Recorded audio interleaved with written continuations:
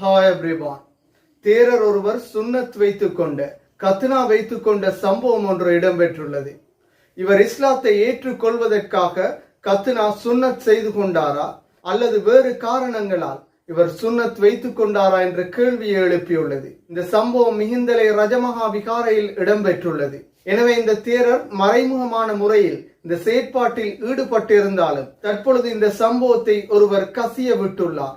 பொதுவாக உலகில் முஸ்லிம்களே சுன்னத் வைப்பது கத்னா செய்யும் செயற்பாட்டில் ஈடுபடுவார்கள்.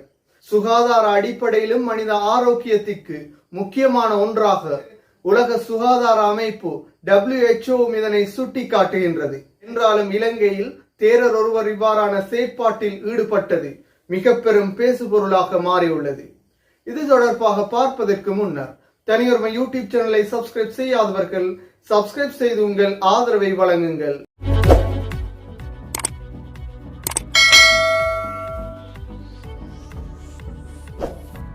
இலங்கையில் ஒரு தேரர் கத்னா என்று அழைக்கப்படும் சுன்னத் செய்த செயற்பாடு ஒன்று இடம்பெற்றுள்ளது.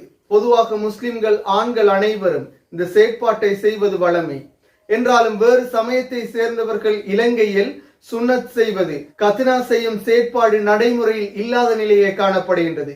என்றாலும் இன்று வரைக்கும் உலக சுகாதார அமைப்பு இதனை கட்டாயப்படுத்தி கூறி வருகின்றது.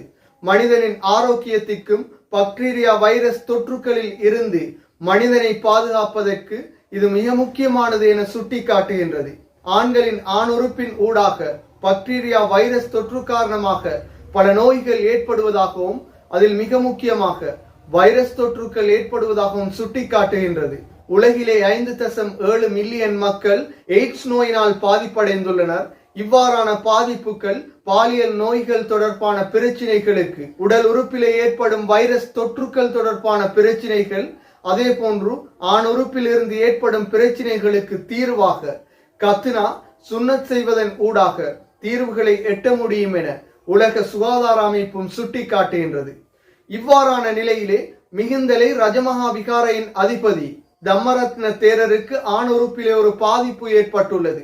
பல சிகிச்சைகளும் இதற்காக மேற்கொள்ளப்பட்ட நிலையில் அந்த சிகிச்சைகள் எதுவுமே பலனளிக்கவில்லை. இதற்காக இவர் சந்திக்காத வைத்தியர்கள் கிடையாது. நாட்டு வைத்தியர்கள் உட்பட ஆங்கில மருத்துவம் வரைக்கும் பல சிகிச்சைகளை செய்திருந்தாலும் இவரால் இந்த பிரச்சினைக்கு முழுமையான தீர்வுகள் எட்ட முடியவில்லை. இதனூடாக இவர் மிகப்பெரிய அசௌகரியத்தை எதிர்கொண்டுள்ளார்.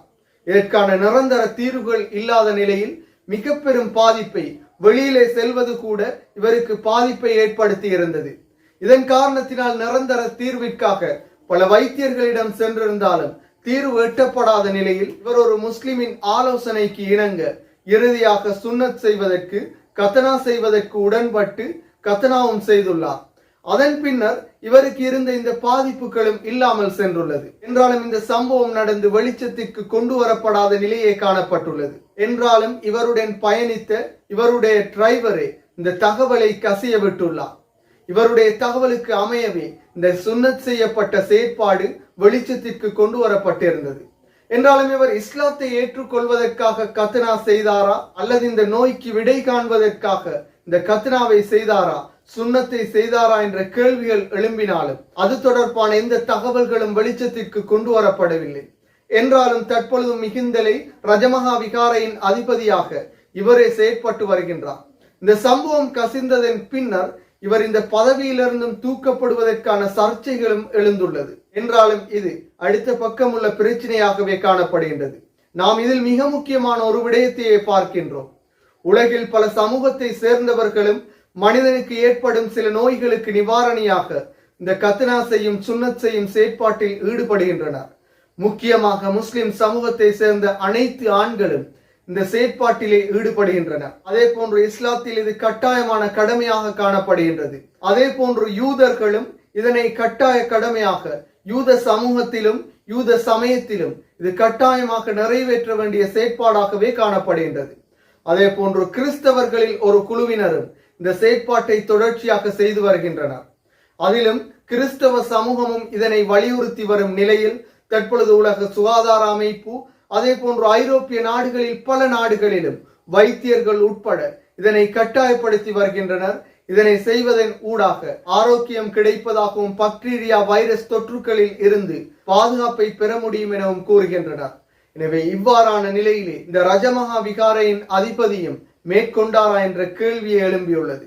என்றாலும் சமயம் கடந்து ஒரு மிகப்பெரிய பிரச்சினைக்கு தீர்வாகவே அவருக்கு இது அமைந்துள்ளது. அதே போன்று வைரஸ் தொற்றுக்கள், பாலியல் நோய்கள் ஏற்படாமல் தவிர்ப்பதற்கு மிக முக்கியமான ஒன்றாக இந்த சுன்னத் கத்னா செய்யும் செயற்பாடு காணப்படுவதாகவும் உலக சுகாதார அமைப்பும் வலியுறுத்துகின்றது. மீண்டும் ஒரு வீடியோ பதிவில் சந்திக்கும் வரை தனியொருமை யூடியூப் சேனலை சப்ஸ்கிரைப் செய்யாதவர்கள் சப்ஸ்கிரைப் செய்து உங்கள் ஆதரவை வழங்குங்கள்.